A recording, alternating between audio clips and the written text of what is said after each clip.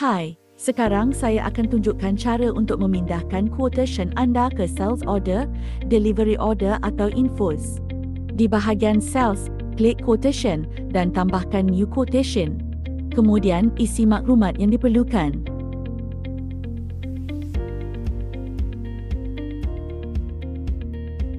Pastikan anda menambah item sebelum klik save and post.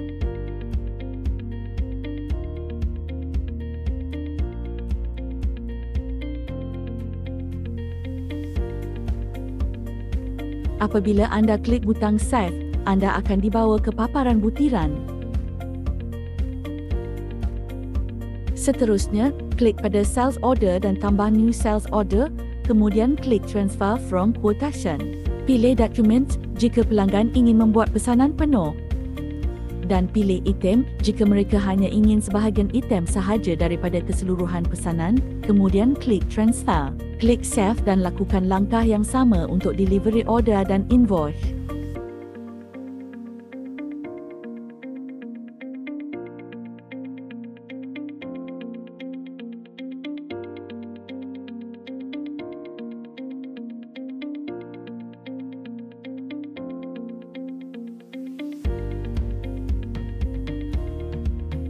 Tahniah, dokumen anda telah berjaya dipindahkan.